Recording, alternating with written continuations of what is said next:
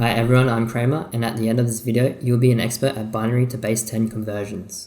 Binary is a base 2 numbering system that uses only 2 digits, 0 and 1. Each piece of data in a computer such as numbers, text, images, and sounds is represented in binary as a series of zeros and 1s.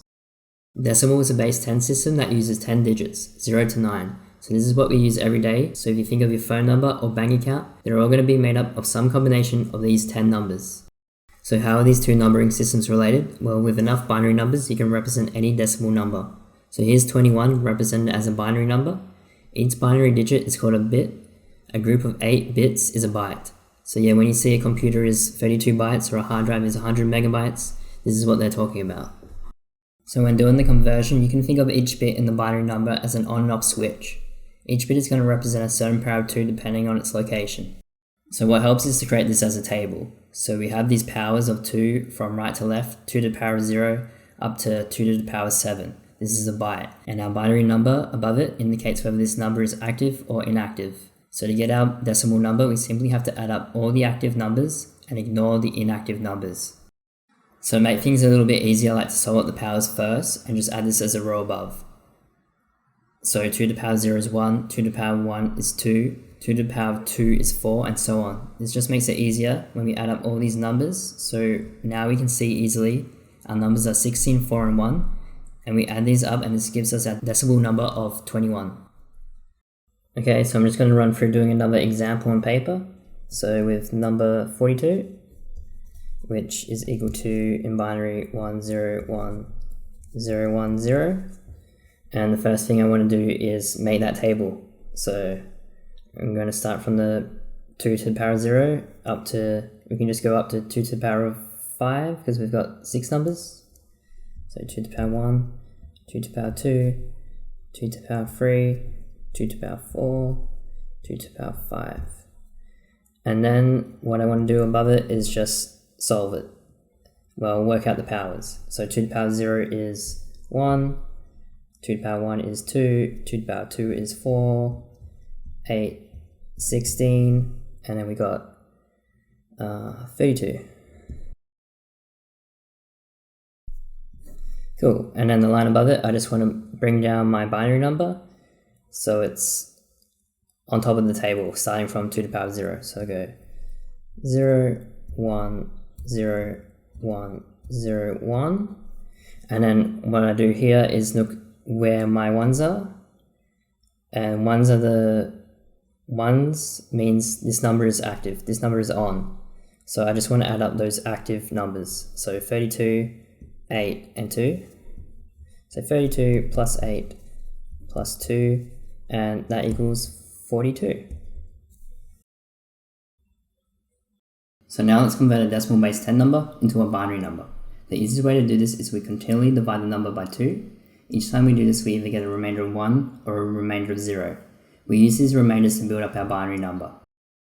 So with the number 13, we divide 13 by 2, which gives us 6 with a remainder of 1. We keep the remainder as part of our binary number. And let's continue the division with 6. 6 divided 2, we get 3 with a remainder of 0. Dividing 3 by 2 gives us 1 with a remainder of 1. Dividing 1 by 2 gives us 0 with a remainder of 1. And we stop here since our result is 0. And now we just read the binary number from bottom up, giving us 1101. Okay, so I'm just going to do another quick example using 42, and I want to convert 42 into a binary number using that division method. So I'm going to continually divide 42 by 2 and keep all the remainders to add up to our binary number. Okay, so 42 divided by 2, we get 21 with a remainder of 0. And take that 21 and continue the calculation. So 21 divided 2, that equals 10 with a remainder of 1. And just going to keep building up these remainders on the side, which builds up our binary number. Okay, so 10 divided 2 equals 5, remainder 0. 5 divided 2 equals 2, remainder of 1. 2 divided 2 equals 1, remainder of 1, no, remainder of 0, sorry. 1 divided 2 equals 0 with a remainder of 1. And because we got to 0 in our result, we end it here. And then we have our binary number on the side, and the way it reads is this way. So that's the way we want to write out, so going 1 0 1 0 1 0, and that's our binary number for 42.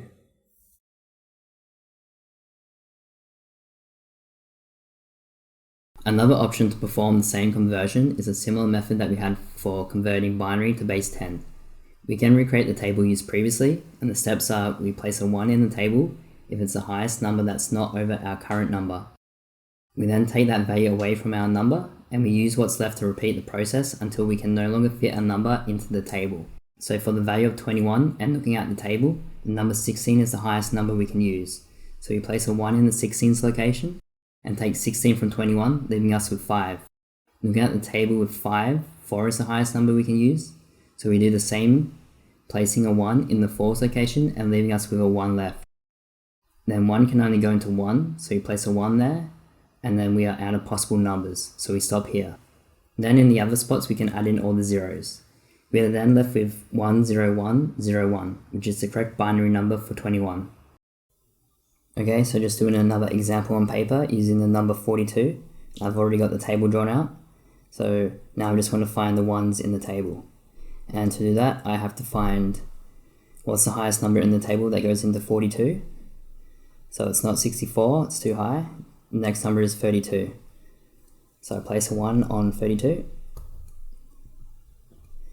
And then what I want to do is find the remaining number. So that's, to do that I'd go 42 minus 32, and that equals 10. So now I need to find where does 10 go into the table, or what's the highest number in the table that goes into 10, and that's going to be 8. So I place a 1 on 8, and I do the same thing. So 10 minus 8 equals 2. And so the highest number in the table that goes into 2, it's obviously going to be 2. So I'm just going to place a 1 on 2. And now 2 minus 2 equals 0. And 0 can't go into the table because we've got no 0. So we finish here. And now I just want to add all the zeros in the remaining places into the table. So 0, 0, 0, 0, 0. And here I've got my binary number for 42. So you may notice we use 42 a lot, and sometimes the binary number has a few extra zeros on the left hand side. This is what we call padding. So padding is the process of adding extra zeros to the left hand side of a binary number to reach a specific length of bits. In computing, this is used to ensure that the binary numbers have a consistent number of bits, making them easier to work with and compare. So looking at the binary number 10110, and say we want to represent it as an 8-bit value. At the moment we only have 5 bits, so to make it an 8-bit binary number, we need to pad it with 3 extra zeros on the left hand side. So the padded binary representation would become 000101110. Say we want to represent the same number as a 16-bit value, we add 8 more zeros to the left hand side. So it's important to note that adding extra zeros to the left hand side of an unsigned binary number doesn't affect its numerical value. This is because in the binary system, the location of a digit determines its weight. Remember that zeros are similar to an off switch, so the value remains the same. We couldn't, for example, add zeros to the right hand side, as that would change the location of the ones, altering the value of the number. So in summary, padding increases the number of bits used for binary numbers while preserving its original value. So if you are doing an exam or a test and you have some extra time, the best way to check your answers is to reconvert the answer to the original form. If you get back the original answer, then you are most likely correct. So let's say my number was 42 and I converted it to binary. Now I want to check if my answer is correct. I convert my binary number back to decimal. If my decimal result is 42 again, then I know I have performed all the calculations correctly. Okay, so we covered everything. I just want to go through one more example on paper that goes through everything we've done so far. If you want to pause here and test your knowledge, you can do so. But I'll start going through it now. So the question is, convert 420 base 10 to a 16-bit binary number. So to get 420 to binary, I'm going to use the divide by 2 method. So start with 420 divided by 2 equals 210, remainder 0. 210 divided 2 equals 105, remainder 0. 105 divided 2 equals 52, remainder 1. 52 divided 2 equals 26, remainder 0. 26 divided 2 equals 13, remainder 0. 13 divided 2 equals 6, 6 remainder 1. 6 divided 2 equals 3, remainder 0. 3 divided 2 equals 1, remainder 1. And 1 divided 2 equals 0, remainder 1. Okay, so now I'm going to read my answer going up this way. So 1, 1, 1, 0, 1, 0, 0, 1, 0, 0. Okay, so we've got 1, 2, 3, 4, 5, 6, 7, 8, 9 bits. I need 16 bits. So I'm going to have to pad this number with 7 bits. So I'm just going to add 7 on the left hand side. 7 zeros on the left hand side. 1, 2, 3, 4, 5, 6, 7.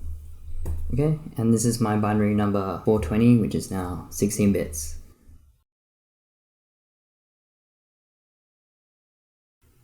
Okay, so now I'm just going to check that my binary calculation was correct, and to do that I'm just going to convert my binary number back into decimal. So if I calculate 420 again, then I know that my calculation was correct. So to that I'm going to use the table that I've already made, and it's just going to be like before, where I'm going to plug in my binary number into the table. So 0, 0, 1, 0, 0, 1, 0, 1, 1. And I don't really need to go any further. I could, but we're not using these fields. Since they're 0, they're off. Okay, so I'm just going to add up all the values where there's a 1, that's on. So 256, we got 128, 32, and 4. And I'll just add these up. So easy way. 256 plus 4 is 260. 128 plus 32 is 160. So 260 plus 160 is 420. Cool. And so I got my answer 420. So I know that my decimal conversion will be correct, since I can convert it back to decimal and get the correct answer, 420. Cool. Thanks for watching. I hope I was able to help you out. Please like and give me a sub. Also, if you have any suggestions or problems, please leave a comment. See you next time.